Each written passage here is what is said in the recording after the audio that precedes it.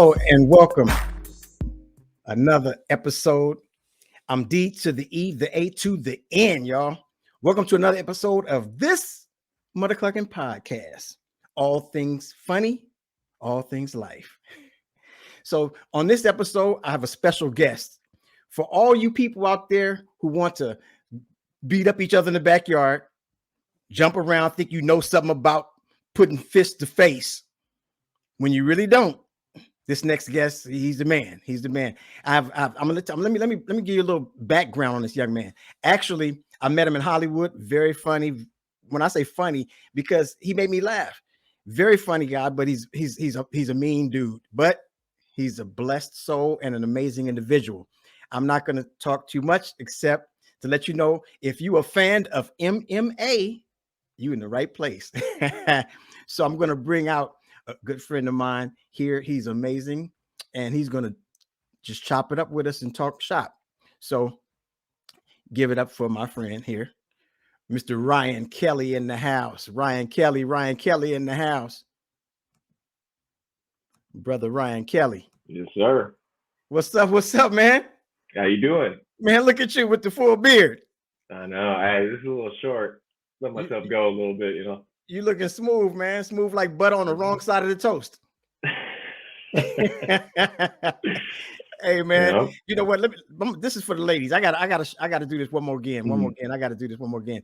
This brother here is smooth, and he's a great individual and a smooth soul. But for ladies, just check out this brother in this suit. He clean. Look, check it out one more time. Yeah. It don't get no better than that, man. How you been? I'm good. How you been, man? Man, I can't complain. Because when I complain, everybody run. You know how it is. Yep.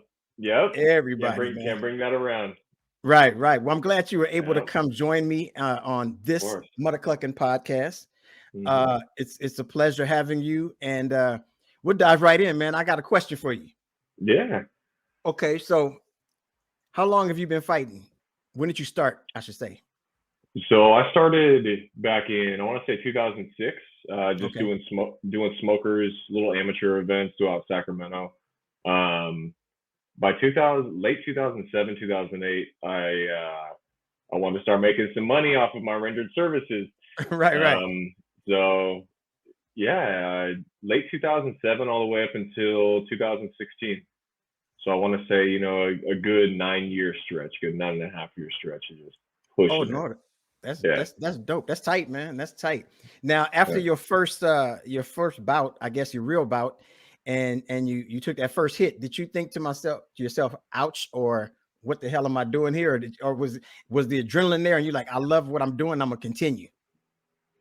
Tell you the truth, I think I got hit harder on the streets growing up. So I was just kind of like, it gave me more confidence. I was like, oh, I can take some lickings. If I'm in the cage or if I'm in a ring with somebody who's, dealing some stuff out like that, I was like, I think I'm going to be good moving forward. That's good, brother. It gave me a lot of confidence. Yeah, it gave me a lot of confidence just knowing I can kind of take those lickings. So. Now, you weren't a kid that was bullied or nothing. You just got in a couple fights as normal fights as a kid, right? So that's actually kind of weird. I was actually bullied all of growing up. I was just super passive. I didn't, dad never really threw me how to throw hands. He never taught me how to throw hands. Mom never taught me how to throw hands, so it was just one of those things that, like, I think it was sophomore or junior year in high school. I was like, damn, like, these things work. I got this. These things work. Yeah. I was like, right. These things work. So you start walking around taking lunch money. I was still quiet about it for a long time. It's like I let him go on one occasion, and I just kind of like, I was beside myself. I was like, geez, I can throw hands. I was like, this solves some things, but I was still passive in the sense that I didn't want to, you got that little gift. You don't want to. Right. Share with everyone. It's kind of like, oh, well, I know that these can solve something when it comes down to it. But I was just super passive about it. I never, from being bullied and seeing everything that I had to deal with emotionally and just like the trauma that I had throughout grade school and grammar school, I just didn't want to even push those buttons.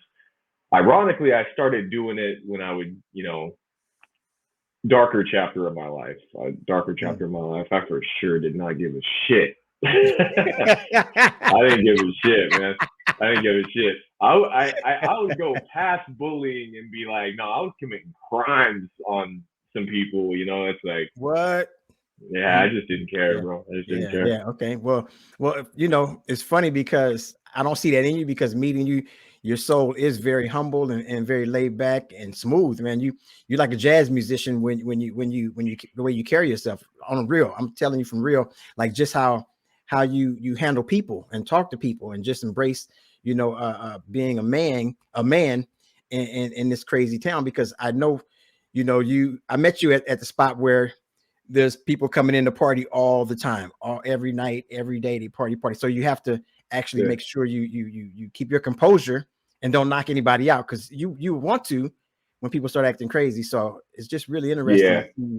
I would have never thought you had that in you. I mean, I know you're a fighter, but if you never told me, I would never thought you was a fighter, because your demeanor is just so chill.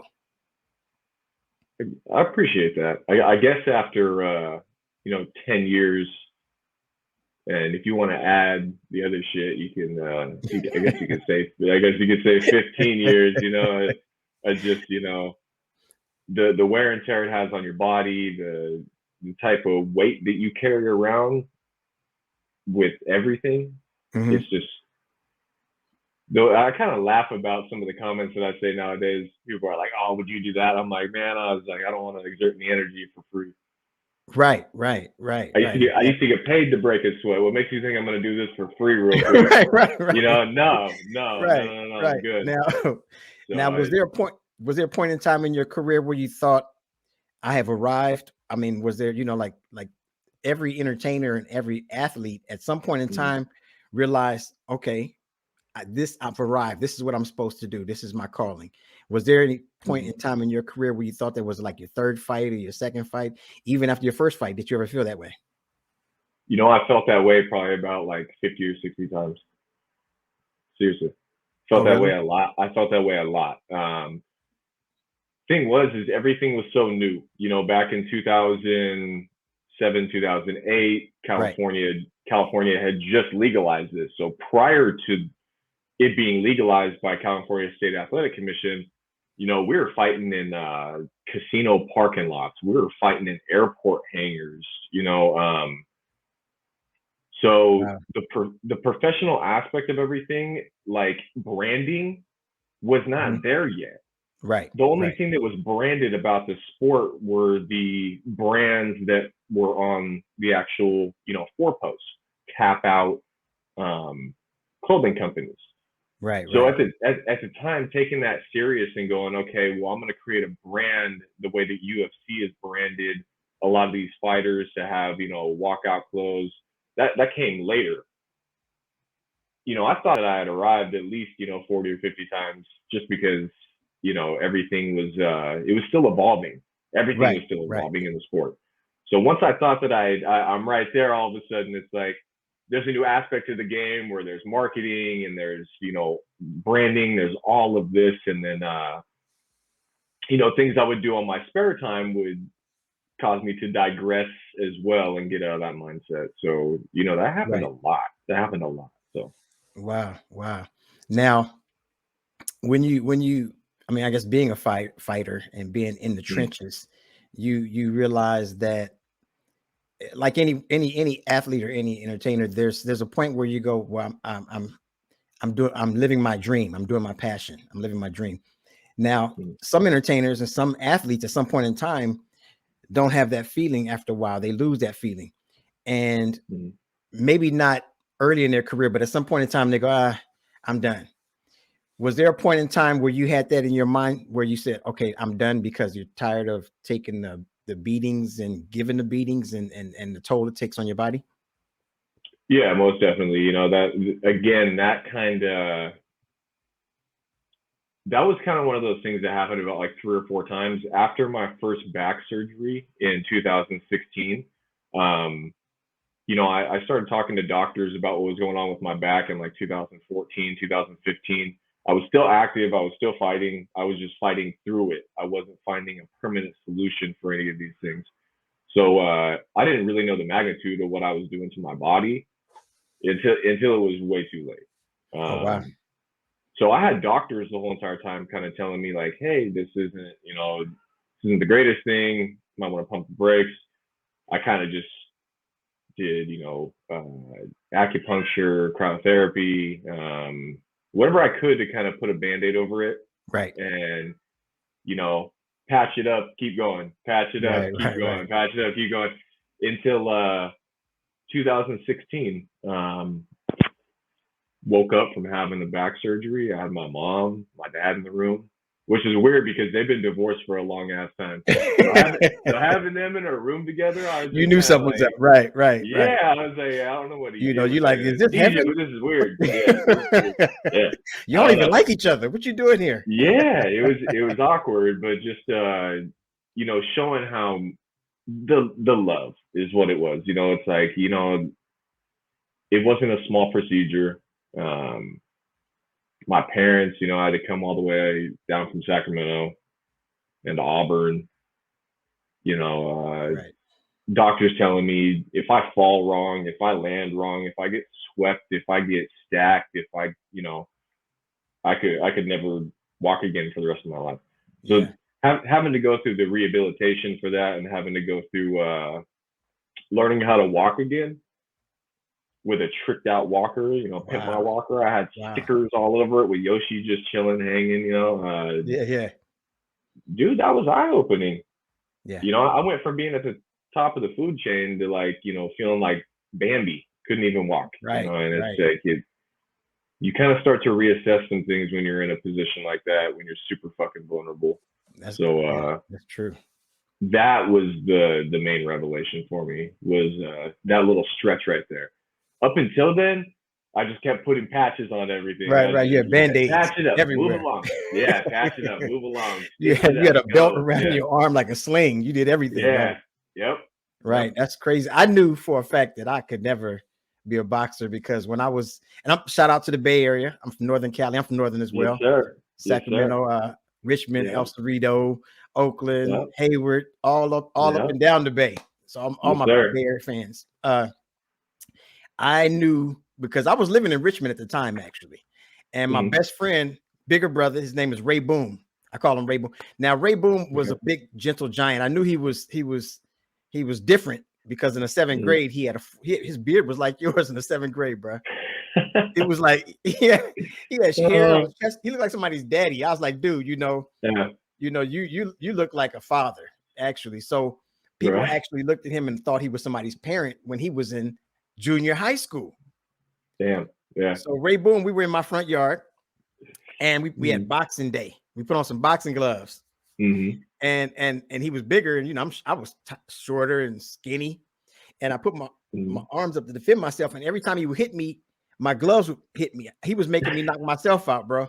He would hit me and I would knock myself out. I'm like, this ain't for me. Because no matter how much you put your guard up, if you hit hard, you're gonna hurt yourself. Oh yeah, you're gonna feel that regardless. I feel for your profession and boxers, anybody that get in the trenches. And I want to show a clip because I think this is hilarious, and I want to talk to you about it because I'm not sure if you've seen it, but I want you to check this clip out. I'm gonna share this. See if we can do this. Here we go.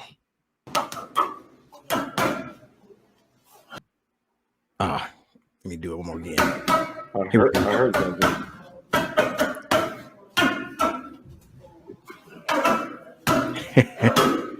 Yep.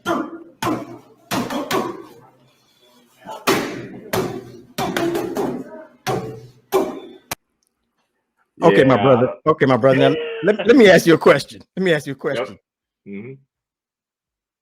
Now, if your trainer comes and he's wailing on you, just hitting you like that, does that make you tough or make you angry? Because me personally, I'll be waiting for my side by his car, like, hey man, you hit me harder than Keith and Jimmy over there, and I didn't appreciate it.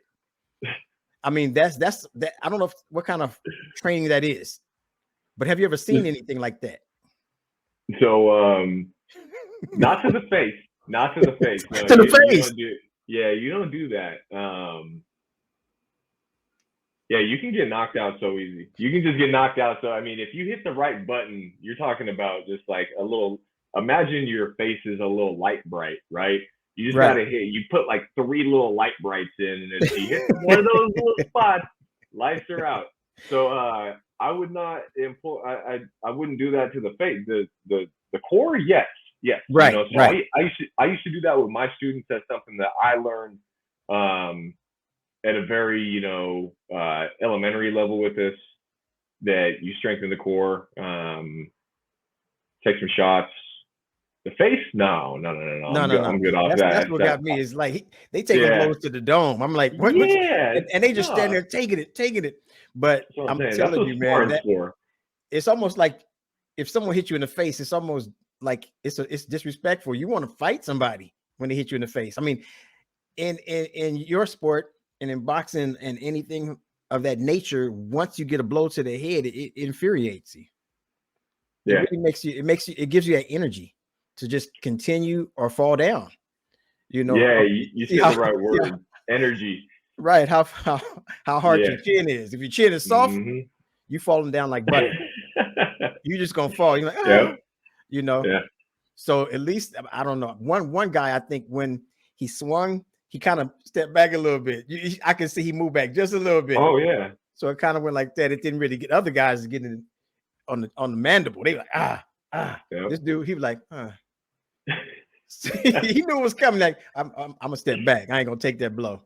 That is crazy. Well, when you got somebody standing in front of you like that, you know, I mean, to be honest, you want to take that full punch. You don't want that thing clipping you. That's how you will get knocked out. Right. As a teacher, I would never do that. I would never walk in there like some, you know, that's some alcoholic shit right there. That's some really alcoholic shit. He's like, all right, babe, I'm gonna go teach class. Just beat the fuck out of the kid. You know, that's kind of fucked up. I used to do that to some of my students back in like 2011, 2012. Like I said, not to the face though. I would always run conditioning circuits, and at the very end of these conditioning circuits, I would walk around with either a noodle or a pad, or I'd just kick them in the stomach. You know, not very hard, just kind of reminding them that I'm there. So they're doing planks, and I want to make sure that their core is nice and tight, and that they're postured up. They're not locking anything too hard. Ass is up. So people's ass start to drag a little. You know, they start to sag a little bit. You know, I'd walk around and remind them to, you know, posture those hips back up. But I was never, you know, throwing blows on my students like that. That's right. That's crazy, bro. Yeah, it's one of those things where you have to really love your teacher, because I'd probably be standing out and the teacher like, is that Dean out there? I'm like waiting for him to come out the next morning. You gotta love that man a lot, because you're not hitting me tomorrow the same way you hit me yesterday. No way. That's like, I can't do it. I cannot do it. Now, did as far your parents, did your mother get upset, or was she hurt when you said or didn't want you to be a fighter? Did she go, oh baby, don't do it, I don't want you to, it's not safe? Did she go down that route, or she like, do what you love to do and I got you back and I'm supportive? You know, my parents have always been supportive. Parents have been supportive of everything that I've incrementally wanted to do, even out of, you know,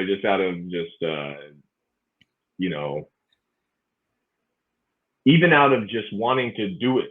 You know, my parents, just all these little things in life, my parents were always super supportive. I think by the time that I started to compete and do these little amateur bouts throughout Sacramento and do these little smokers, I think it was really too late for them. The sound of reasoning had already left. Right. Like, he's just gonna do whatever he does. Yeah. So like growing up, you know, fighting was always one of those things is just don't do it. You know, like unless you're trying to keep, you know, your mongoose under your ass or your Jordans on your feet, you know, there's no reason to be, you know, throwing hands. I think it was too late by the time that all this came about. They had to be supportive in a sense, you know. At the exact time, I was more close with my mom during those years. My dad and my mom divorced when I was about 16 years old. So my dad was only about 20 miles away, but me and him really didn't communicate too much. So he didn't know everything that was going on in my life, to the point where it just crept up on him one day. I was like, hey, I have a bout up at, we would fight up the hill. We would fight up the hill, or we would fight down the hill. Wow. So it would be, I called him one time after maybe like 6 or 7 of these little, gym smokers on a Saturday afternoon. You show up, you weigh in, they write your weight on your arm in Sharpie. You like cattle. You go to that side of the mat. You go to over there where 160 to 170 or 170 to 180 is. And all of a sudden I call my dad, and I'm like, hey, I have a fight up at Red Hawk Casino, and I got to sell tickets for this. And he was super supportive, man. He was super supportive. He bought tickets for a lot of my regional fights. He was at all of my regional fights. Nice. So, nice. it wasn't even one of those things where dad wants to kind of, when you're growing up, your dad's like, yeah, my son, Right. They want to show you off a little bit. My dad didn't really do that. He brought his buddy to a couple of my fights and stuff, but my dad never really, I don't know if he did or not. He was just being supportive. And same with my mom. My mom was not allowed to come to a lot of my professional fights, because I remember I had a smoker in 2006, and I took a shot to the ribs, and I overextended on an uppercut, and I left the whole entire right side of my body just exposed, and I got blasted with a kick to my ribs. Air left my body. And you couldn't catch that air. Air was gone. It was just gone. Bye. Bye. Like your air was in Oakland and you was in Sacramento. Yeah. Oh yeah. Right. I got a speeding ticket for sure. Yeah, that shit was gone. All I hear is my mom. And then afterwards, later on that night, I'm watching camera footage, like what I was doing, and like some of the camera footage was from my mom, and some of the camera footage was from like, oh man, I was like, damn, no. I was like, damn, like I'm surprised mom didn't hit the match with the purse. You can't breathe. You just giving a sign language. I'm cool. Yeah. I saw that afterwards, and I was like, damn. I was like, I don't know what I would do if I was just sitting there, and like something that came out of me just took a shot like that. I don't know how I'm gonna maintain. And after that, I started to kind of realize, I was like, dude, like it's too much stress. It's too much stress. I can't worry about what other people are thinking. I can't worry about how other people are feeling during this moment, because I'm competing. Right. I'm about ready to go to war. I can't fucking stick around and worry about are you okay with this? Are you sure? Okay, because I'm about ready to go get locked in the cage with another grown-ass man. You probably should be okay. I couldn't worry about that shit. It was too distracting. It's kind of like you with comedy. It's like, you start to overanalyze these things, they become complex. And, just keep it simple. And so I told her after that fight, I was like, I can't have you at these fights, because I'm going to be worried about you, because you're worried about me. Right. I can't divert that type of energy and attention towards making sure that you're okay. Right. That you're not gonna pass out, or you're not upset because I took a shot. My dad was fine. Yeah, he didn't care. He's like, my boy taking it. Yeah. He all right. I'm gonna drag him back to the car. It's all right. Yeah, never had to worry about Pops. Never had to worry about him. So it was my mom that I was just like, I told her afterwards, I was like, look, like nothing. There's nothing personal. Yeah, nothing personal. I just can't have you come into my fights any longer. Yeah, and I'm sure she understood. She had to understand. She might not have liked it, but she understood. Yeah, it was. I kind of analyzed something like that from a different point now. I kind of feel bad. For a lot of years, that woman spent a lot of time looking at a phone screen, waiting to get a phone call from the sheriff or a cop or the jail or right myself, whatever, to kind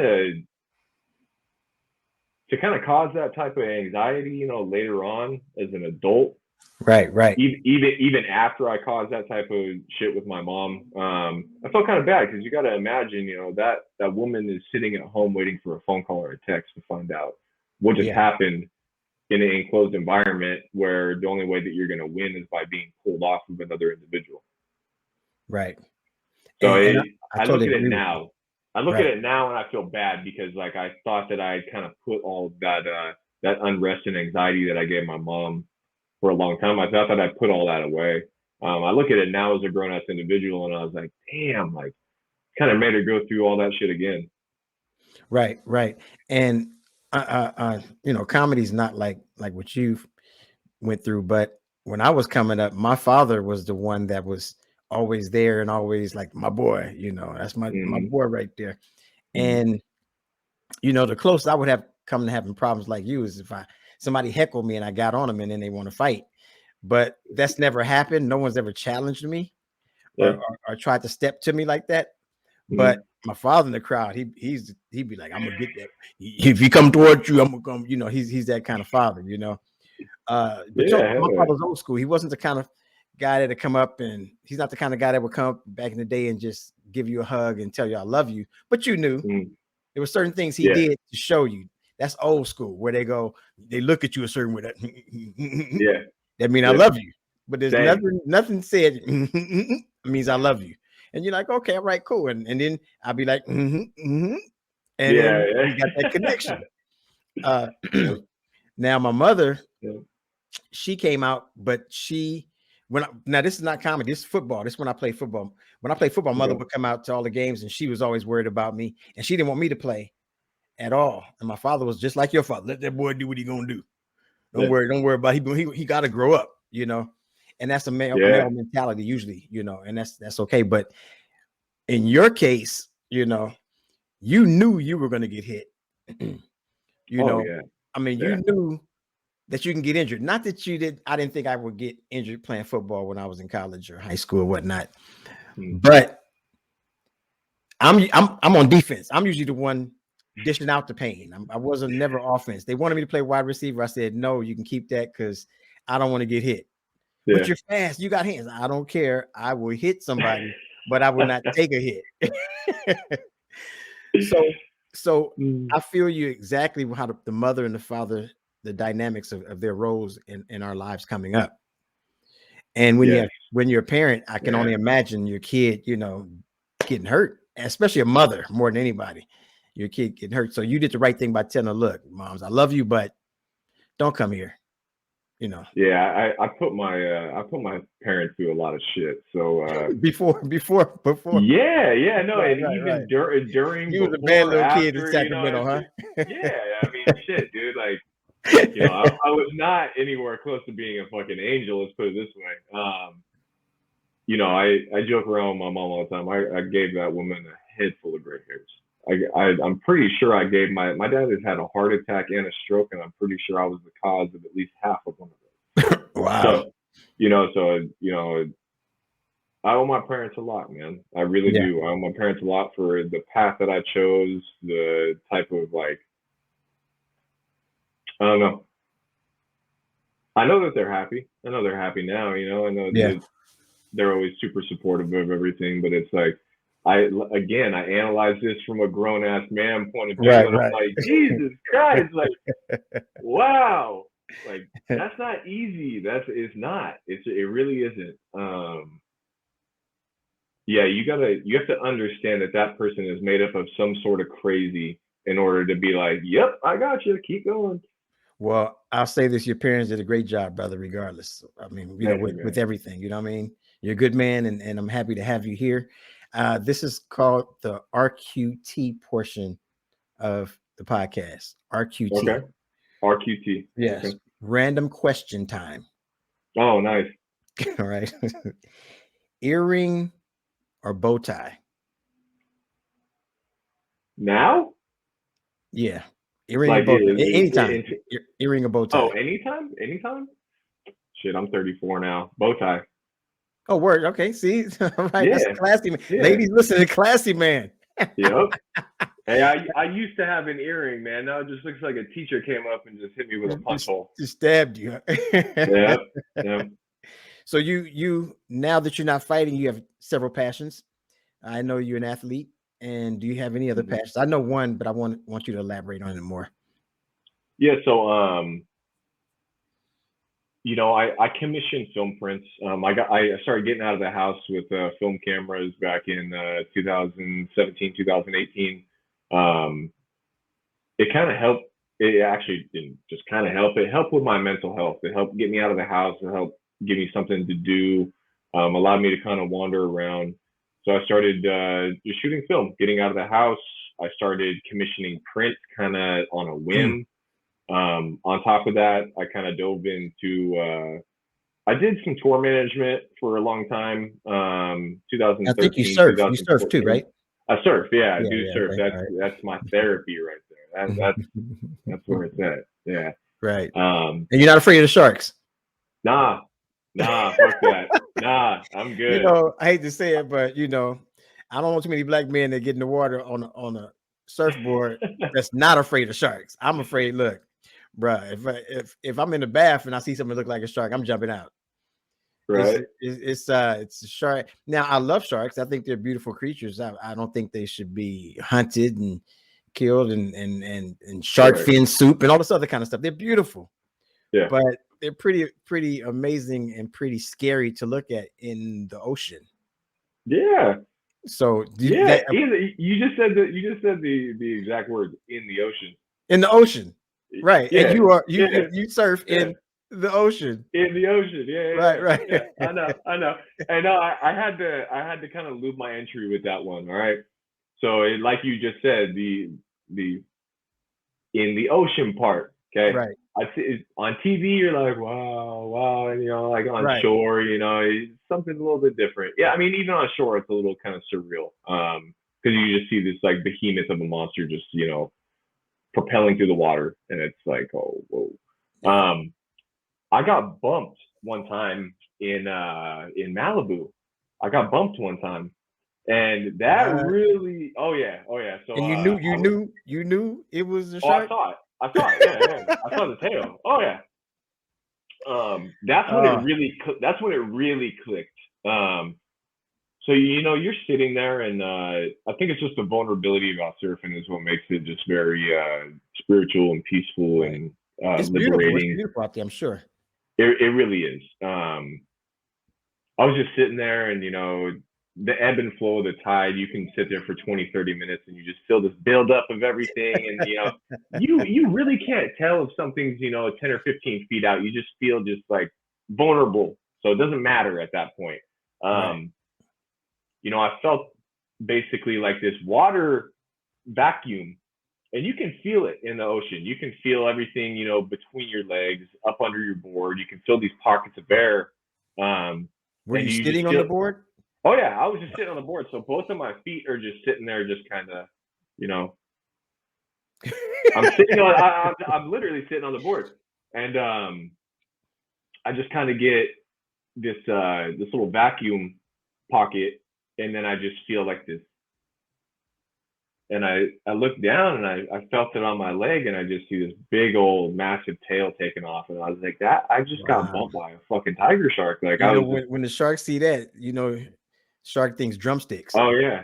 So then you start working on your core strength to keep those legs, you know, in the tuck position. Yeah, I don't even know what the hell you call that, but yeah, I got bumped a couple of times. And you know, we're in California. That's great. We're in Great White area. Yes. You know, Pacific Ocean is Great White. Not that they don't have it in Atlantic on the east, but no, Pacific is known for huge Great White. Yeah. Do you know they used to think that San Francisco by Alcatraz, the great whites didn't come in that area? Did you know that? They used to think that. And then they did they did. I don't know why. Really? They thought, oh, they'll never go near Alcatraz, you know. And then they did like a study, or not even study. They went out on like a little journey, a little tour, and they ended up videotaping it, and there was a great white. Yeah, they was like, oh, they are great white. Well, yeah, you're in the ocean, Pacific Ocean, and so the four that escaped back in the day from Alcatraz, Hey, bro, Yep. if they made it, more power to them, because that's amazing. Yeah, They because just thought it was too cold. see, They said it was too. I think they mentioned they it was said it too was too cold. windy. Yeah, they said it was too windy. They Too said windy, it was too right? cold. Yeah. Because that whole entire part of the Bay Area, especially Alcatraz right there, you're talking literally, that's a bay. That's a huge fucking bay. Yeah. You got the open ocean miles away. Everything in that bay is spinning around. It's like a little cyclone because it starts to lift once you get to by the Golden Gate Bridge. And people need to understand this, that whole entire area is a feeding ground for great white sharks. That is where they go to basically, repopulate. And they love the fucking cold water. Yeah. And the whole entire Bay Area is nice sandbox bed. Yes. Yes. And there's Pier 39. And Pier 39, what do you see? Or. Yeah, right there. Food everywhere. They're right there, bro. When we and all the tourists go there and go, oh my, they're so beautiful. Look at that. No, that's food. That's a meal for a shark. Yep. Yeah.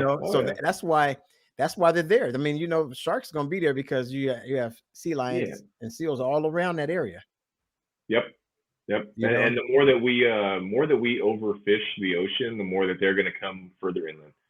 Right. I mean, it's kind of like Uber Eats, It is. Why am I going to go to the grocery store when I can just get it delivered to my? We're going to have it delivered. It can come right to me. Yeah. I don't even have to worry about it. Yeah. Yep. It is the Uber Eats of the ocean. You're right. Yeah. Instacart right there. Yeah, why I ain't gonna go to Ralph's 2 miles away, Right, when I can get it right here, it's coming to me. It's coming right to, right here. Yeah, right here. That is funny. Wow. So since you're from the Bay, certain places. Do you know the restaurant Thang Long?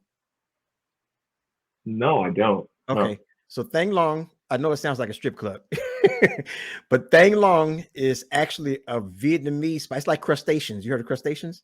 Yes. Yeah. Okay. But to me, it's better. It's like the original. It's in San Francisco, down by Ocean Beach. I know where that is. Yeah. Now, I didn't know it was there when I was a kid because I had a girlfriend out there. I used to go to Ocean Beach all the time, way back in the day. But as an adult, I found out about Thang Long. It's the best crab, hands down. Garlic noodles. The food is amazing. It's pricey, but you're getting good quality. You get what you paid for. Of course. So Thang Long, shout out to Thang Long. I can't wait to get back to my family to visit them because my sister-in-law, she loves crab. She loves Thang Long so much she started making her own Thang Long crab, but the black version. Just give me a reason. She put hot sauce in it and barbecue sauce. I'm like, come on. I'm like, Kim, that's not Thang Long, what you putting cookie crumbs all at the bottom of the bowl. I'm like, Kim, that's not right. That's not right. But it's amazing. And there's so much to appreciate about the Bay when you, for me, actually, coming out here. Mm-hmm. When I came here, I realized there was a lot to appreciate from being from Northern Cali in the Bay Area and all of that surrounding area. The culture, the food, the people, and everything.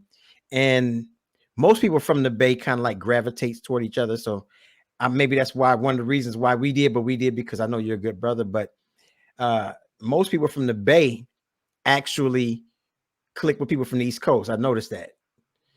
Yeah. I noticed because of the real contact, like they're real people, East Coast. And we pretty much like to keep it real because we always say everything is hella this, hella that, hella fresh, hella that, hella. So we always like that. Right. Hella. Yep. And people that's not from there or never been there don't understand what that means or what that it's just it's an adjective to everything that's great. That's all it is. Everything, man. That car hella fresh, man. She hella nice. That food is hella good.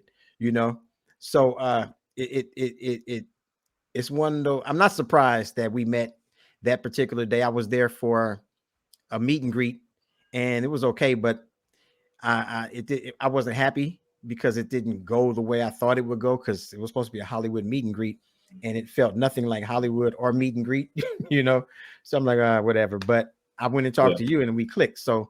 And you said you seen me do comedy somewhere else in LA. Yeah, at Haha. At Haha, right. Yeah, at Haha. And the thing about haha is it's close to where I live. I live on the other side of the hill, so it's perfect. Okay. Hold on one second. I'm just letting the guy with the. Can you hear that? Yeah. The guy with the motor. Yep. You know how it is. Every time in LA, you always hear something. And even anywhere, I shouldn't say LA. Anywhere, you're gonna hear a guy with a motor. Man. You know, as I get older, man, I start to realize why my parents, you know, started to kind of. You see these things in TV mostly. Right. It's kind of like, oh, get off my lawn, you know, Dennis the Menace, you know, type shit. And it's like you hear a car go by now, and you're like, right. I'm not getting crabby. I'm just getting a little bit older, you know. And it's like, right. You're becoming more alert and aware. I've been alert and I've been aware, but now it's like I'm starting to be like, is this necessary? Is this necessary right now? Why the fuck are you doing this on a Saturday afternoon? And it's like, God damn, dude, like I'm surprised my fucking neighbors didn't just take me out or when I was younger, man. Like I was just walked over there and just caught a case. I would have emptied the clip and do it. That's hilarious. Now I have kills me. This to me, I want to ask you this question because this is for the ladies, the female viewers, you know. Okay. Because you know you're a suave, smooth, debonair guy. As he fixes his mustache and beard. You can't fix this, man. This is just crazy right now. No, it's you know. So when you have something like that, now me, I can't let it get too long because it itches. When you started, did it itch a lot? When it started growing long? Intermediary phase, yeah. When it's maybe like when it's about a month in, it's brutal. It's kind of like with your hair, you know. It's like you got the in between phase. Right. Nobody likes it. Yeah, nobody likes that phase. Right. But it's kind of like you suffer to get to that longer, you know, that longer stage where it's good. So.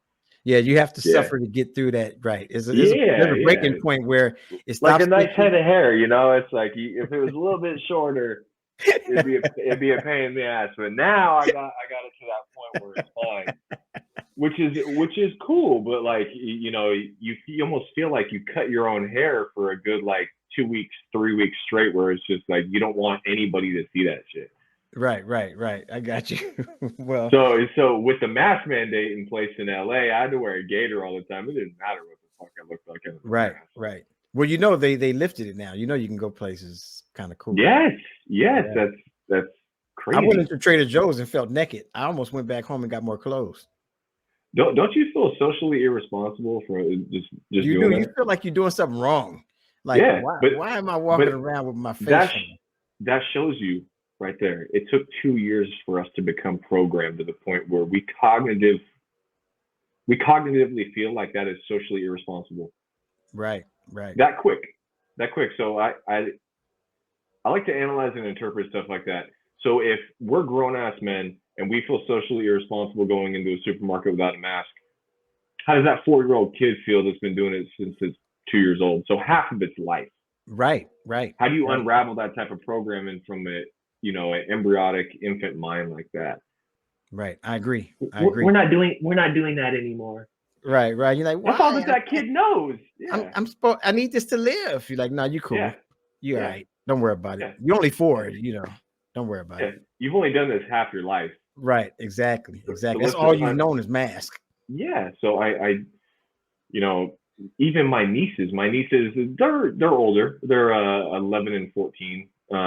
Soon to be 15 and 12, which is just absolutely crazy. But for the past 2 years of their lives, they've had to, you know, be in school with the mask on. They've had to have, you know, these barriers in between them and other students, and it's crazy. It's crazy just talking to them about how everything is going, and it's like, I don't think I've stopped to realize the shit that we've endured.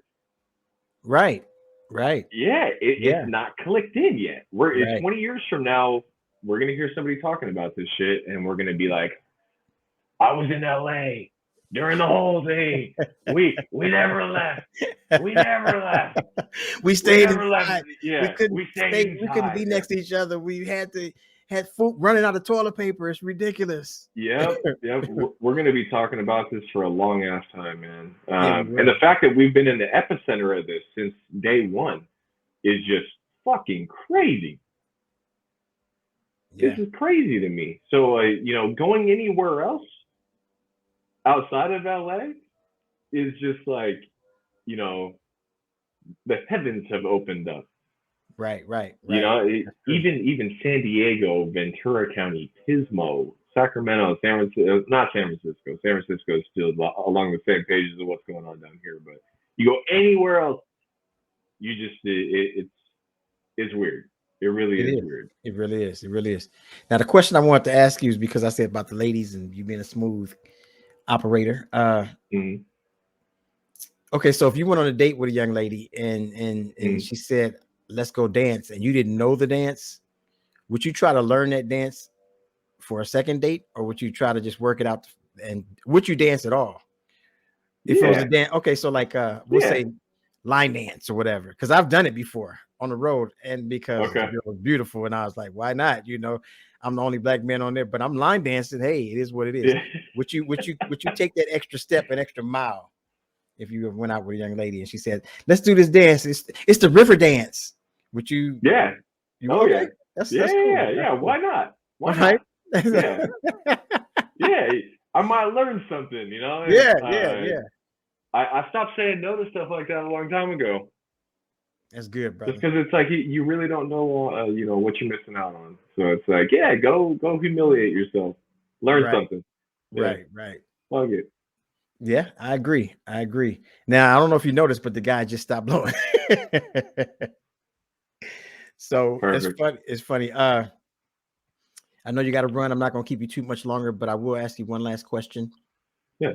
If you could do it all over again, in regards to not just your career, but just life as a kid, would you do everything the same, or would you switch it up and do something different?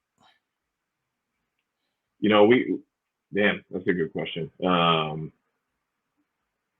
You know, we can all look back and say that we would have done something different. We can all look back and say that we would have, you know, taken things more seriously or taken a different path or, you know, decided to stop and smell the roses.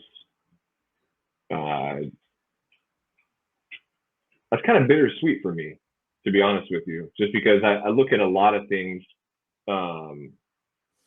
that have kind of molded me into the man I am today, and it's like I don't want to take that away. I don't want to right. Exactly.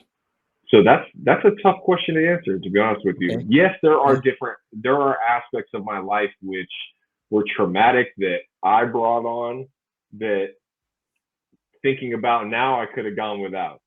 That's incarceration, drug abuse, alcohol. That was all self-inflicted. That was all me. So yes, there are certain aspects of life, and you know, in a professional aspect where you can look at things and go, yeah, I wish I wouldn't have done that stuff. Now, with where I am today, if I was to have removed any of those little pieces from the mold, I don't know if I would have the same outlook on those things that I do. I don't know if I would be mentally where I am today. Yeah, so I mean, we can speculate all day long on right. You know, that's a very good answer. I believe. I mean, I feel the same way. I mean, you know, you as human beings, we all have a journey that we go through, and that journey is not predicated all the time because of us. It just happens because that's our journey. You know, it's one of those things where they say, okay, you could have done this and you could have done that. Yeah, we could have. Anybody could have done this or done that, but you wouldn't be who you are today without that. I wouldn't be who I am today. I would have met you. You know, you're from the Bay. I'm from the Bay. It's one of those things where you have to realize that the universe brings people together and takes you through a certain path, because that's how we're supposed to live and how we're supposed to be while we're here for the short period of time on this planet. And that's very important to always keep in mind, and to learn from everything that we've been through, and to always try to be better every day. You know? Yes. So, and that's that's just something to be mindful of moving forward in every aspect of life, in every avenue. You know, just keep it 100, and keep it 100 with yourself. That's one thing that I learned, you know, along the way was, you know, I can be honest as possible with other people, but if I'm lying to myself, I'm just doing myself a disservice in the long run. So I just had to, just keep it 100 with yourself, man. And that's nice. That's nice. Kind of like how we met. We just attract different souls, you know. So right. Definitely. Yeah. Because so, I mean, because everybody, like, this is how I look at it now, and I know you feel the same way, that you've been around people, and although they're cool or they're nice, there's just that you just don't click. It's just the law of the nature of land, or however you want to look at it. You just don't click. And then there's some people you just click with automatically, like you've known each other, you can chop it up and talk. And it made me think, because I didn't realize you were from the Bay at first. Everybody from the Bay is going to get mad that you keep on saying I'm from the Bay when I'm from Sacramento. And everybody from Sacramento is going to get mad at you for saying I'm from the Bay. That's true. That's true. Now, I lump them all together. I've always have. I know. Yeah, but you're right. You're right. But when I say the Bay, I mean away from Los Angeles. I just mean, up there. Up there. If you go up north, let's say up north. Yeah. Okay, when everybody from up north, you kind of gravitate towards, you kind of got that feeler. And it's a trip. It is a trip. I don't know what it is, you know. But, I think that our bullshit detectors are a little bit more on point. It's how we can wean out some shit down here. So I don't know what it is, man. Just like LA was one of those things where I'm glad that we got that kind of moral fabric from being from Northern California. Right, exactly. Because you meet people from all over the world down here, and we just get a little. You go, you little smelly. You're full of shit. You full of shit. Yeah. You full of shit. My bullshit detector's on point because I'm not from LA. That's why. Right. So I'm grateful for that, man. We got something else up north. It's hella interesting, bro. It is. And I like to say I'm hella happy that I ran into you. I met you. You became my boy. You did this for me, starting out on my podcast here, and I'm happy to have you. And you're always welcome to come back. And we'll do it again, you know. And when we do it again, I'll make sure that the guy outside ain't, you know, because sometimes I do a pickup, you know, and you know how it is in Hollywood. You just do a pickup, and you know.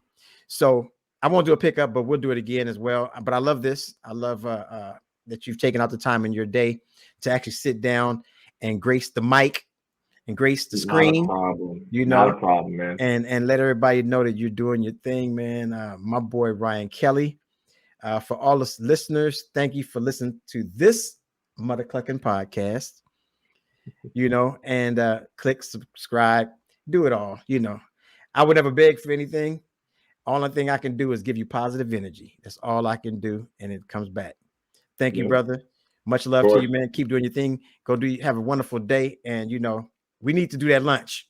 We talked about it, but we've both been busy, and we'll get together because we're on the same side. So we'll do some lunch. I wouldn't say I'm vegan, but I haven't eaten meat in almost 2 years. I think I told you that.